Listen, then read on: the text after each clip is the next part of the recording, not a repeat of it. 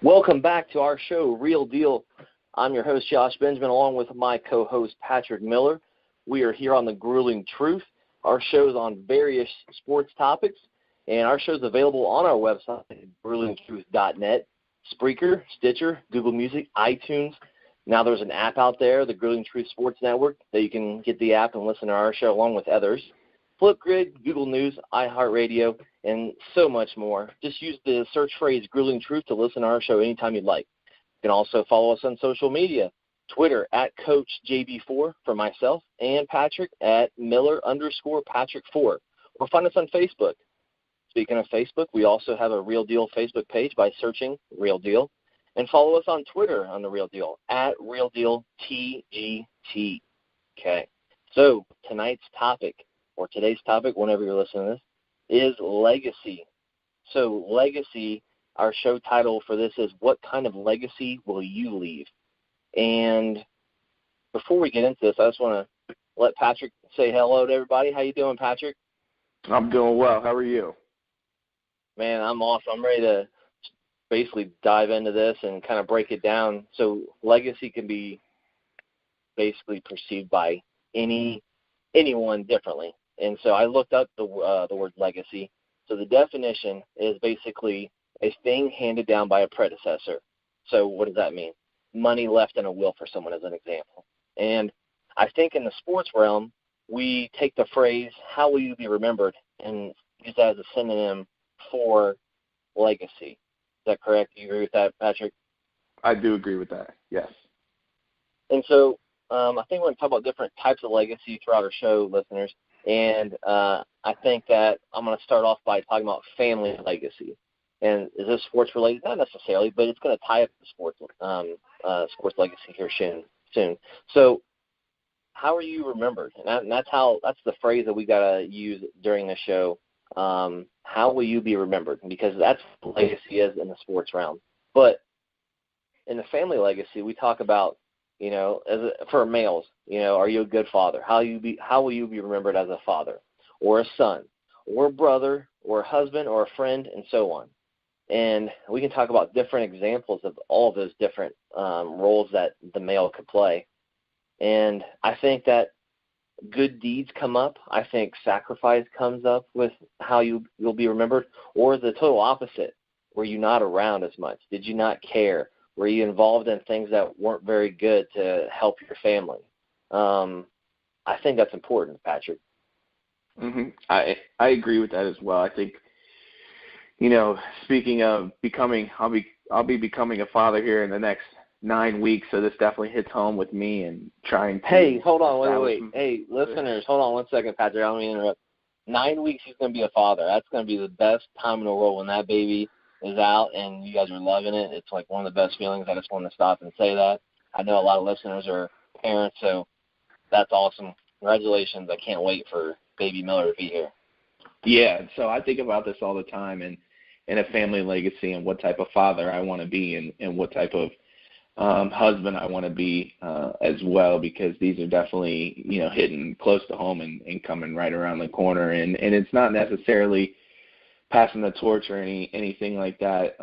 There could be some things that I want to take, from, and when I think about legacy, this is kind of a side note, it's a passing of the torch type thing for me when it comes to family. What type of traits and characteristics, personalities do I want to pass on to my son that I got from my father, and what type of husband do I want to be, in relations to people that I look up to, whether it be my father, or we could even look at good husbands in the sporting world as well, and what type of characteristics and traits that we would like to carry on, and what our legacy wants to be as fathers, as husbands. Do we want to be the tough father? Do we want to be the coach father? Do we want to be all of them? It just depends on, really when you sit down and think about it, how in depth you want to get. I think in kind of springboarding this to the sports realm a little bit here, I think the phrase, how will you be remembered, as a coach, expressing that to your players in your program is probably used almost everywhere at the high school level in any sport. And the ability to have them really think about that. Sometimes it's just used as motivation. Sometimes it's actually being thought about and talked about, which would be really awesome if all those coaches could do something like that, where they sit there and literally talk to their players and their coaches even about what does that mean? What are some things you can do to be remembered in a positive way, I guess. And I think legacy comes out as a positive thing, as a positive remembrance, because someone could have a bad legacy, I guess, and just like the father example you had. So maybe there are fathers out there that weren't great, and you as a son, maybe anyone that's listening here may not want to be like that, or maybe there are certain traits that you had you watched your father do, and you're like, I don't want to do that. I want to do it this way, and so that could spin to be like a good thing for you, and then pass that on to whoever, and that's for all the dads and moms and brothers and all those different roles that everybody plays. That I think that's important that everybody recognizes that as well. That you can spin it from a positive by seeing something negative that you don't want to have as a part of your legacy. Mm-hmm. It's definitely used as a learning experience in the family world for sure, and I agree with that 100%. What are some things that maybe your father did that you want to learn from and maybe become better on, because growing up you wish you could have had those things, whether it be support, whether it be more love, more this, more that, those types of things. So I definitely think that's one of the things that I think about, and like you said, a motivational factor as well, using that to springboard into becoming a better father, a better person, and it motivates you to I want to be better at this, I want to be around more, or I want to coach my son all the way through until he's 18 and mold him into the man that he should be, and try to just grow your legacy from a family. And a lot of people harp, the last name carrying the legacy, whether it be yours being Benjamin, mine being Miller, and we carrying those on. And when people think of the Benjamin family or the Miller family, that they hold a good legacy, and people think of us as good, upstanding, loving people, caring, those types of things. So definitely agree in those senses. Legacy can be learning and motivational at the same time. So you bring up a great point there about the family legacy, and I can relate this to sports as far as like the high school level at this point, because there are different classes, and obviously freshman through senior, and each group wants to leave a certain way, hopefully as a group. And if that group meshes really well, and especially with the staff and themselves, they could definitely do that, and that'll go along with their teammates too. So I think you can definitely relate family legacy to the sporting world with having those different classes at the high school level, and even college level for that matter. And the professional level, it would be by like year teams, I would think. So like, for example, the 2007 Patriots, they remember because they went undefeated up until the Super Bowl, and that's their legacy. They won. They did so well throughout every game up until that final game against the Giants and lost. And so their legacy for that year is remembered. They did really well, but they lost. And so exactly. I think the success factor there, that specific example, is good, but everyone's going to remember probably, I would think, the last part of whatever team you're a part of at the professional level. Yeah, 100%. A lot of people forget too. If you think about somebody like Barry Bonds, a lot of people, I don't want to say a lot of people, but he's mostly remembered for his days as a San Francisco Giant, and a lot of people forget that he was with the Pirates beforehand, and before he was hitting home runs, and we remember him as putting them in the ocean in San Francisco. He was one of the fastest, quickest outfielders that we'd ever seen in Pittsburgh. And I think, again, your legacy, I think, really stems on what did you do, that the last thing that you did. And I always, as growing up when I was playing, basketball when I was 6th grade, and I can remember, and if he's out there listening, Coach Stan, 6th grade basketball, we went into the season, and we were getting ready to tip off our first game, and he said, what do you guys want to be remembered for this season? And we all said a bunch of things, and he said, I want to be remembered for winning our last game. And most of the time, if you win your last game, you're normally a champion, come better or not. And so that was always his thing. And every time in the locker room, what do we want to do? What do we want to accomplish this season? We want to win our last game. And that was going to be our legacy. And so I've carried that on to even now when I play competitive softball. What do I want to do by the end of this year? I want to win my last game. And if I would put myself in position to win my last game, then I'm probably going to be a champion. Yeah, I definitely agree with that. And it's funny you said that phrase, and the coach that you had said, win our last game. I think recently Aaron Boone, who's now the New York Yankees manager, said that as part of the goal for this 2018 season. But I think so. I think it's important that it's more so from the pro sports standpoint, that everybody sees the whole picture. So, for example, Peyton Manning, he had a very successful career, won some rings, and I think people remember him as losing so many. But if you step back and look at the big picture, I mean, how many times did he revolutionize the sport within his career? How many times did he, come up clutch? How many times did he put up, these ridiculous stats? And now those are getting bypassed, obviously, but at the time they were amazing. They're great stats.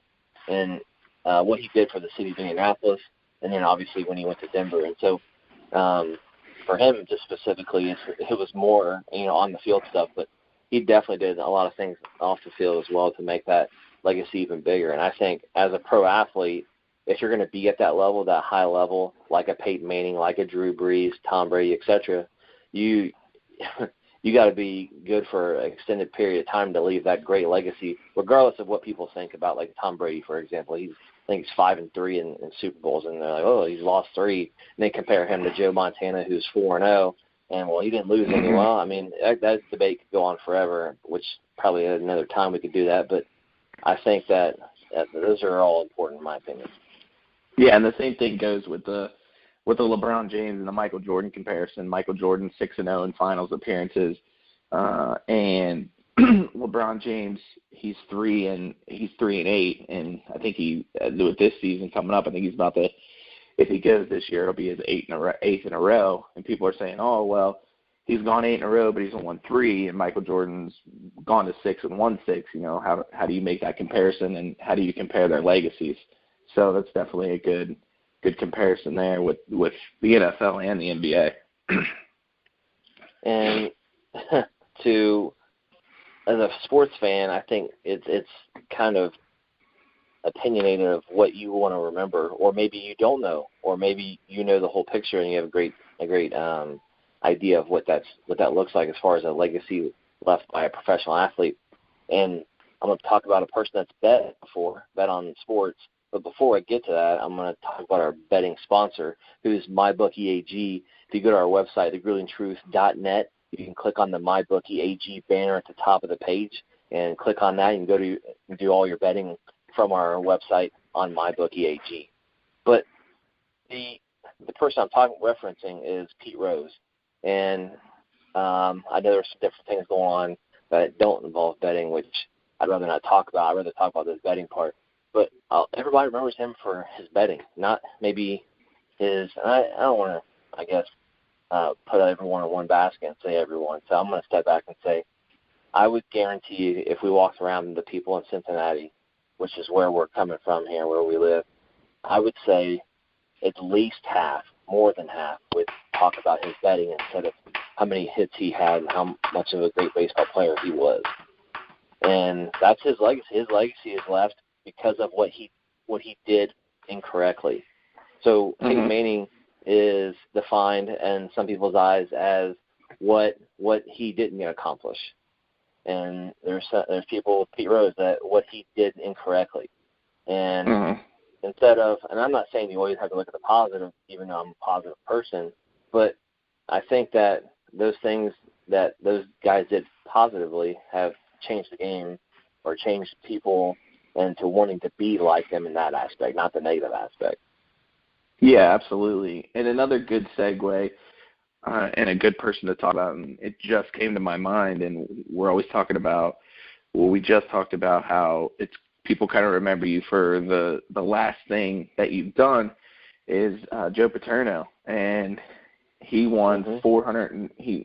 I think he's the winningest college football coach with 409-ish wins. He's got 24 bowl wins. Pulled all these stats from ESPN, but the biggest thing that he's known for is none of that, because the last thing that happened in his career and in his life was the Sandusky trial. And again, I think if you would even go to Penn State and ask people, hey, what is Joe Paterno known for? And I think that's kind of tarnished his legacy a lot. Same with people who we mentioned before, Barry Bonds and Mark McGwire and Sammy Sosa. While they, in mine and your eyes, say baseball, they still have that tarnish on their legacy, because at the end of the day, they were in the steroid era, and that's what they're known for. And it's even hurt their stock in as much as not even getting into the Hall of Fame. So there's definitely things. I definitely think your legacy is very, very dependent on how you close things out, how you end your career. Kobe Bryant, good example as well. While he didn't go out a champion, he's known as being a champion. And in his last game in Staples Center in L.A., he scored 61 points. So that's his whole legacy, was a scorer, was a grinder, was a champion, and that's kind of how he went out, and that's kind of how people remember him in his last game. And as you mentioned, Peyton Manning, winning his last game of being a Super Bowl champion, while he did have some downfalls, I still think that he's in that conversation of one of the greatest quarterbacks ever, because he went out, quote unquote, in the eyes of society the right way and being a champion. So to add to that, as far as like this extensive, well-known athletes that have made a huge impact on the game and made a lot of money, obviously, and are remembered easily. What about this situation, this scenario? So let's say small town, wherever in the United States, this whatever athlete, let's just say basketball, is an amazing athlete, great basketball player, all-state in high school 4 years, won state championship all 4 years. He goes to college for 1 year, because now they do the one and done. He goes to the pros, and he lasts 2 years, and then he gets cut, whatever reason, whether it's injuries, whether it's lack of progress in his basketball game, whatever. He's only there maybe, let's say, 2-3 years. And in a lot of eyes, some people think that's great, because that small town who's never had a pro athlete come out of there goes to the pros. He's going to be basically he's going to shrine in that town and be well known and be the most popular person to ever come out of there, and to be like this well known person for that small town. In other regards, at the professional level, where you're trying to leave a professional legacy, sport legacy, he's not remembered at all. Now, I guess if he was that great, he would be like top pick, and then it'd be a big bust or whatever. So maybe that's the case too, and he's remembered as a bust.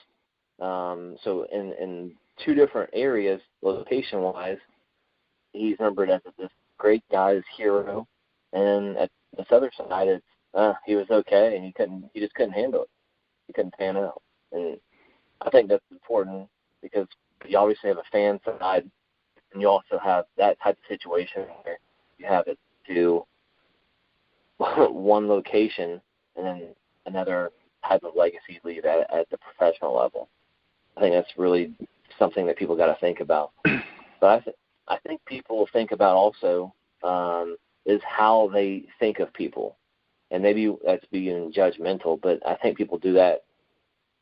I guess I speak for myself. I do that when it comes to sports legacy. And what I look for in a person leaving this best legacy ever, obviously they have to have a successful professional sport career, whatever that means, statistically, rings, winning championships, a face of the franchise, whatever.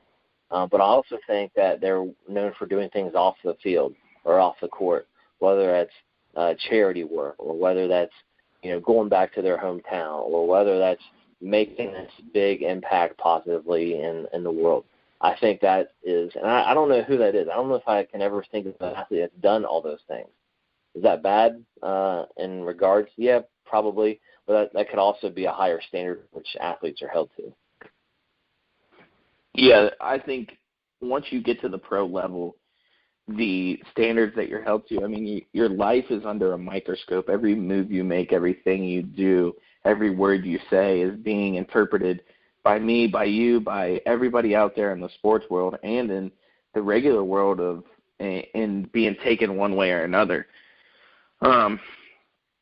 Somebody who we could think about as having a great legacy on and off, when you were talking about charity work and different things like that, I automatically think of J.J. Watt and the things that he did starting for the flood victims of Houston and raising $37 million. And his goal was only, I think, initially maybe $500,000, and everybody just caught on. And I think that'll be a part of J.J. Watt's legacy, honestly, off the field. And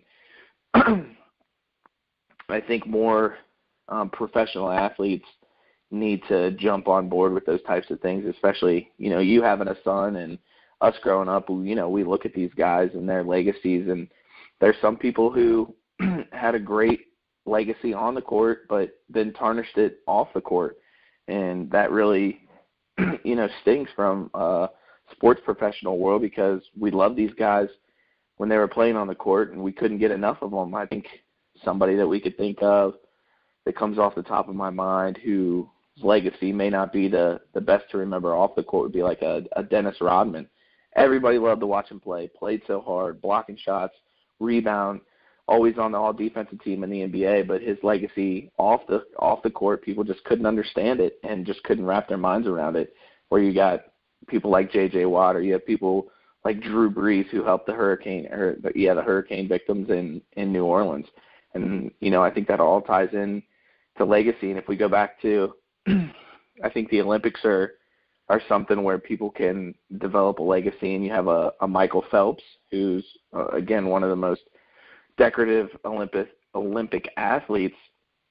But again, I think tarnished his legacy a little bit with some out of the sports. Well, I don't want to say off the field, because he swam in a pool, but with the pictures of being caught doing illegal substances and things like that. And there's that definitely hurts. And as in society, we are very judgmental, and we look at those things and take them into consideration when we're talking about legacy. It's not always, especially nowadays, it's not always what you could be. You could be the greatest on the court, but if you're known as, to get in trouble all the time, or to have issues or anything like that, then it kind of tarnishes your legacy a lot. And kind of a side note to this, I think that nowadays, with what we have technology-wise, social media, phones, cameras on phones, etc., you are under that microscope so much compared to like what Michael Jordan may not have. We don't know all the stories. I know he gambled and things like that. I mean, back in Wilt's days and all those different decades of athletes that did not get this microscope put on them per se. It's definitely something that I would say, if you asked, who was a better person, they would probably pick people that have played in the older days, and the fact that they don't know enough about. All they have is newspaper. They have some TV, radio, obviously, but nothing to where they had Twitter and Facebook and Instagram and anything that athletes could get their hands on to. They didn't have TMZ. They didn't have all these big things where people could find out, maybe quote unquote secret, or create fake news for them. And so I think nowadays it's just very judgmental and very. I'm part of that problem too when it comes to that. So I'll admit that. But I just think that it's harder nowadays to become that quote unquote great legacy player in the athletic world.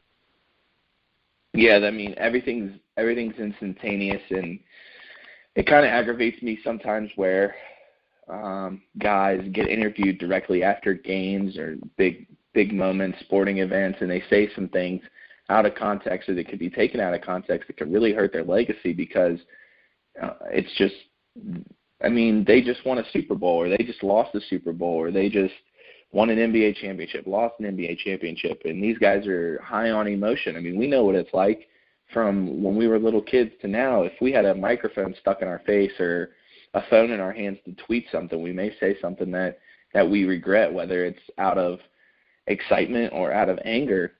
And nowadays those things are caught in the blink of an eye, and then they spread like wildfire and sometimes overcast a great championship win or an event that happens because, you know, oh, this such and such team won, and then now all of a sudden, but, you know, he said this right after the game. I know Richard Sherman got caught, you know, saying some things that he probably regrets back when the Seahawks won, different things like that. And, you know, to kind of branch off of this, as we're being judgmental and we're talking about technology, I think what's going on with the NCAA right now is a super hot topic. And I think if more things come out and ultimately end up being true, that a lot of big blue blood programs could have tarnished legacies along with coaches. I mean, we're talking about great coaches here that could have some seriously tarnished legacies. Roy Williams, Mike Krzyzewski, John Calipari, Tom Izzo. The list goes on, Bill Self, these types of guys where, you know, due to just advanced technology, being able to, you know, go through and look at Twitter, Facebook, tap wire phones, do this, do that, all different kinds of things. And the things that they have to go through now, it's just, you know, it's unfortunate that it's happening, but it's just part of it. And it's extremely, extremely difficult, I feel, like you said, to really come out of playing a pro career for 10, 15 years and not have something that's an asterisk next to your name that says, oh, you know, he won all these games, he won all these championships, but, you know, even the late and great Tom Brady, you know, he has asterisks next to his name for Deflategate, for the filming practices and filming other teams' walkthroughs and things like that. So it's definitely tough. Yeah, and I think those college basketball programs that you mentioned, those coaches it's already tarnished, and because of the report, because their names are already put into that, well, you know, the truth will come out hopefully at some point, and you know, let people decide what they want. But I just think that they're already tarnished at some point if their name's mentioned in anything, whether it's true or not true. Unfortunately, it's how society, how fans, whoever it is, think. Unfortunately, it's not innocent until proven guilty. It's the other way around. You know, you're guilty until proven innocent. So yeah, and being a fan of of college, being a fan of college basketball. I mean, this report kind of frustrates me, and I think it would frustrate a lot of other college basketball fans out there that, like you said, it's not innocent and proven guilty. We just automatically associate it with guilt, and we don't get the whole story. We don't do our own investigation. And I'm a big, you know, I know I live in the Northern Kentucky, Cincinnati area, but I follow Duke very closely and their men's basketball team. And, you know, they were mentioned in the report, and they never got a chance to speak on it. They'll cooperate with all investigations and things like that. But even 5-10 years from now, it could come out that all this reporting and all this investigation was fake and or not true, or, you know, Duke's innocent, but it'll still be tarnished because people think back and be like, well, they were in that report, and I could say, well, they were innocent. You know, they came, they presented everything, they forged over all the documents they needed to forge to clear their name, and people be like, well, yeah, well, they're still on that report. And it's like, you know, and I just wish that this report would have came out with more stance behind it, more girth, more evidence, more something to be able to not tarnish these programs' legacies, because we're talking about, you know, big time schools here that provide a lot of emotion, a lot of views, a lot of, you know, news, all different types of things that are associated with these programs. And it all falls back to the question that we posed at the beginning of the show, which we're about to wrap up here shortly, is the question is, how will you be remembered? And I think from a positive standpoint, if everyone asks themselves that consistently, I think that everyone will live positive lives, whether it's impacted them or other people around them, the people that they love, or, much more if you have a bigger platform, such as a pro athlete or a well-known college athlete and so on. Or, in the medical world, or as a lawyer, or any type of role that you may have within a company. So how will you be remembered? And that goes for all of our listeners out there. Thanks for listening. But the question you need to ask yourself, how will you be remembered after you stop listening to the show? So just a reminder to our listeners out there, go to our website, thegruelingtruth.net. And you can listen to any shows you like, not only ours, but others. Tons of different shows, boxing, football, basketball, and so on. You can follow or get us on Spreaker, Stitcher, Google Music, iTunes. There's an app for the iPhones called the Grueling Truth Sports Network that you can get and subscribe. Flipboard, Google News, iHeartRadio. And don't forget to use the search phrase Grueling Truth for all of those shows. Also, you can follow us on social media. You can follow me and Patrick on Twitter. I'm at CoachJB4, and he is at Miller_Patrick4. And, of course, you can get our Real Deal show on Facebook and Twitter.